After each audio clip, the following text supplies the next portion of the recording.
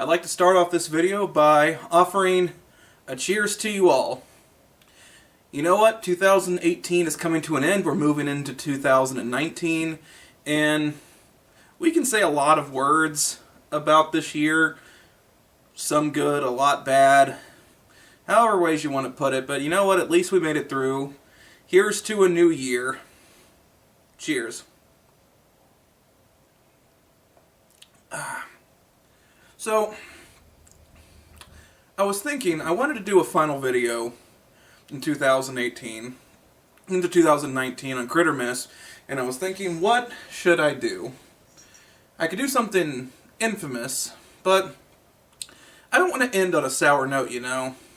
Like, I even thought about doing Fatal this time, but, I don't want to talk about asshole circumference moving into 2019, and also a mix of that with a sour taste in my mouth is not the best, combination of analogies.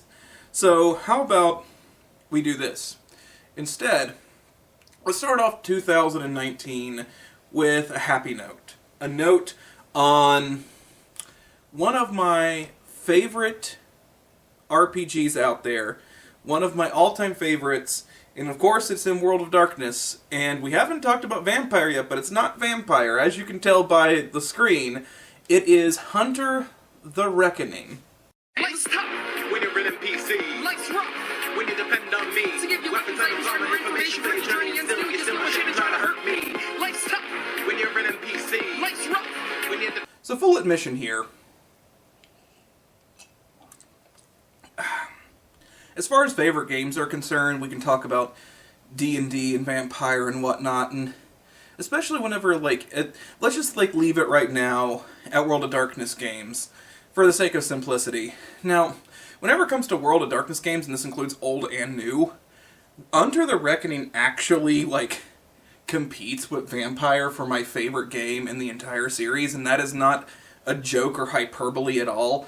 I love this game. I think it is one of the best games out there, and it's honestly one of my favorites. Often it competes with Vampire, but for the sake of, going back and forth, I think that Vampire is going to win out just due to a number of different very strange factors I'm taking in, friends who play it, discussions, things to find online, very weird things, but Vampire tends to win out. But to give you an idea here, I'm maybe just a little bit of a fan when it comes to Hunter. So whenever it comes to the crit or miss at the end of this video, you could probably take a guess on where we're going, but spoilers for right now. Hunter the Reckoning is a painfully underrated game that I feel like the majority of the World of Darkness community tends to overlook, usually for the tried and true underdog games like Changeling the Dreaming, or your, typical fan favorites like Vampire, Werewolf, and Mage. And what's even more upsetting than that, the fact that it kind of gets overlooked as also the underrated game TM, which always goes to Changeling, and for good reason, is just the fact that there is I know for a fact, a huge subsection out there that does not like Hunter, often regards it as the weakest of the World of Darkness line, and you have every right to be wrong. In the same line that includes, things like Kindred of the East and whatnot. Nah, Hunter is one of the underrated best games, but, let me explain to you why it is so good, which, is my job here after all. So how about we start with the premise before we move on to the other juicy details. Hunter the Reckoning is essentially a superhero game if you really look at it. One day, almost at random, people began to become imbued with powers to fight off the forces of darkness in the World of Darkness universe. After centuries of werewolves, vampires, zombies, geists, mages, changelings, and so forth, wreaking havoc on the world and controlling humanity's lives, people began to gain superpowers to fight off the forces of darkness in the name of humanity. I mean, it sounds really cool, right? Like, all of a sudden, just this, like, cavalcade of, like, super beings with powers to take on vampires, and werewolf shows up out of nowhere. I mean, it sounds like one of the best ideas out there. Like, you know, this game is going to be so much fun. And then that's whenever, like, things go pant-shitting wrong in a very quick way. You see, these people were not exactly the world's best and brightest. I mean, well, some were. But the point being is that it almost seemed at random. People would get imbued at the same time who would be completely weird and arbitrary. A police officer and a convict would become imbued at the same time. Even in one of the stories, you had a convict and 2 security guards getting imbued with an arsonist, a rapist, and a serial killer.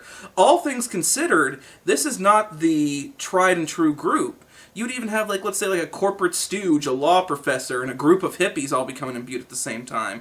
You would have far right-wing conservative nutballs who bombs abortion clinics become imbued right next to staunch pacifists. It was a mixed bag of people who were getting imbued that seemed almost completely and totally random. And worse yet, there was also no way to communicate with each other. You didn't know who was imbued and who was not, except maybe the people who were around you. I mean, and just imagine this, like, there's no communication hub, there's nobody in a leadership role. Just one day this all happens, while other people are not. Society is still going on just fine, and suddenly you can see that the cashier in front of you is a zombie who is feeding off the life forces of other people or something like that. And suddenly you now have to take a bat and beat this guy to death whenever there's a police officer standing right next to you.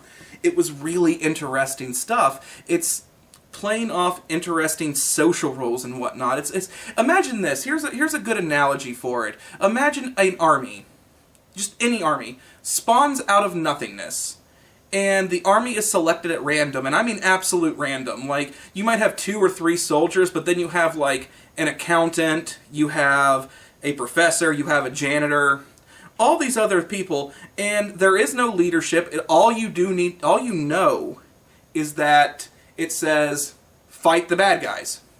And those are your only instructions. Nothing else. Everything else is just completely random. You're in a world of fucking hurt. So with nowhere else to turn and no leadership, these groups began to try to get together. The most popular of which was being on an internet base called the HunterNet, where they proceeded to argue and bicker and die in rapid order.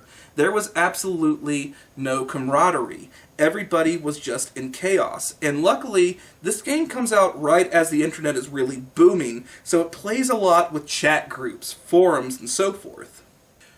This is essentially the plot of Hunters. You're a group of humans from different walks of life, different social status, different economic groups, different ways of life entirely, and you all have to find a way to work together against a common enemy, an enemy that can sometimes even itself seem invisible. And you really have nothing to go on, no orders to do, while all at the same time, you have to, like, balance your social life that you had before with your new hunter life. Imagine having 3 kids and a wife or a husband, or just, you know, a partner, and every day you have to go out at night and go hunt vampires without maybe your partner and your kids ever really knowing. What happens if the kids get involved? It's the superhero conundrum as well. So, you have a lot of really interesting social dynamics at play here. Hunters have 7, well really 9, but we'll get into that in a second, designations or creeds to classify them. These 7 are separated into 3 categories, or other words, virtues, which is mercy, zeal, and vision. The mercy virtue, which includes hunters that classify as innocents, redeemers, and martyrs, are those who see supernaturals as something that needs to be understood. The bad guys need to be reformed, and there needs to be a report. There needs to be some human contact here, and a willing to give them a fighting chance, not just instantly classifying them as evil. Zeal is more of the soldier group that includes judges, avengers, and defenders. These hunters are the ones who really are here to fight the good fight, defend what is theirs, and also to assess the good and evil of these supernaturals. Their job is to be the fighters. They're not so much here to make reply, they are here to do and die. Finally, you have the vision virtue, which includes the visionaries. And these are more philosophical of the groups, sometimes leaders but not always such, asking the bigger questions that others might be afraid to discuss. For those of you uninitiated, you might be asking yourself a couple of questions, especially whenever you're thinking of a group of people having to work together against a common enemy. Number one, who is the communication expert? Who's the one getting these people together? And number two, who are the leaders? Who are the ones who are actually calling the shots? Who are the generals? These are some very good questions. You also might be asking why the vision virtue only has one creed in it.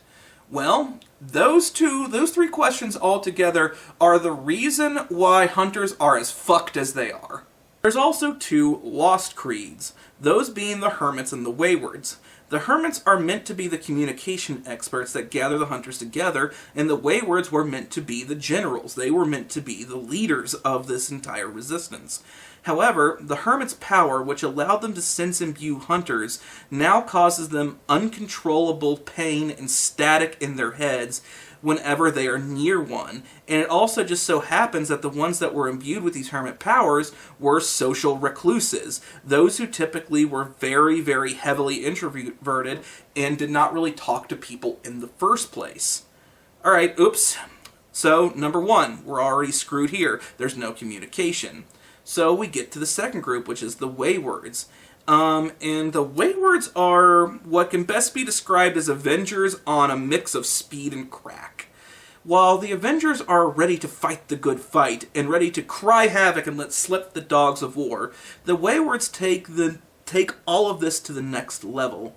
The Avengers are there to preserve life. The waywards are there to do whatever the cost type of person. Whatever the cost needs to be paid is what they're willing to pay. They have been driven mad by their power. These are the guys that will bomb an orphanage center with also adorable puppies and kittens in the basement to be adopted because a vampire might be in there. Might. And if not, well, all those dead children, puppies, and kittens were noble sacrifices for the common good. So yeah, I mean, the hunters are pretty well fucked. On a monumental level, the way that I kind of see it is that they're kind of like, imagine a 13-year-old gets a whole bunch of powers and can now take on the bullies that are around them but can't really do anything else beyond that. They're powerful on a one-on-one basis against a vampire or against a werewolf or something like that. But in the grand scheme of things, hunters tend to be their worst enemies due to the fact that they are set adrift. They have no idea who they are, what their purpose is, who sent them, or what their mission is. They have a bunch of powers and they don't really know what they're supposed to do with it and constantly fight with one another for these exact reasons. So they're pretty well stuck in a rut that they just can't seem to get out of, really. And that's one of the best parts about Hunter. This is like the essence of Hunter, is that there is this glimmer of hope for the human race in this horrific, like, world of darkness where vampires and werewolves and all these other things control the world around them. And now they have these powers, but they have no way to direction it. They have no way to control it. It's just a chaotic force that seems to be bouncing off the wall like a pinball. As long as the werewolves and the vampires and so forth duck, then they should be okay. It's really good. It's kind of the essence of World of Darkness, in my opinion. It is that glimmer of hope in this giant world of darkness. The premise is great and the gameplay itself is also wonderful. It does have the standard World of Darkness format, which is still, in my opinion, one of the best systems to ever be devised. But it also allows you freedom to pick and choose the powers that you want and is based on your drive and conviction to finish the task at hand. Each group has a power tree. Innocents have one, Defenders have one, and so forth, of 1 to 5 powers, once again similar to Vampire. And they are also separated into the virtues, Zeal, Vision, and Mercy. You just have to ensure that your dots and mercy are always the primary set attribute, and they are never usurped by one of the other ones. Beyond that, someone who is an innocent, who is on the mercy virtue, can still take an Avenger-style edge, is what they're called. These Avenger powers. So you can really start to play with these powers and start to really mix with a lot of what you want to construct your character in a way that doesn't exactly let you in other World of Darkness games. So we've talked about a little bit of the premise, who you are, where you're going, as well as a little bit of the gameplay itself. And really, I'll be honest with you here, I could gush about this for an hour. I can really talk about the intricacies of these books that are currently sitting by my feet right here. I mean, I could really just go through all of these. But at the end of the day, what do I have to say about this to keep this video short? Well, this game's a crit. Hunter the Reckoning is an undervalued game in the World of Darkness line. It is a game that gives humanity a fighting chance in a world while simultaneously cutting the legs out from under them. There is a fool's hope about the game that truly shines, and you can even have a bit of a superhero concept to it that is more dark and morose than your typical superhero game affairs. Overall, Hunter is a phenomenal game and worth any shot from, and especially people who love the World of Darkness line. This game, it's easily a crit. Like I said, it's one of my favorites. It's the game that I typically play for World of Darkness even today. Vampire and Hunter are the games that always pop up whenever I'm ready to build a game.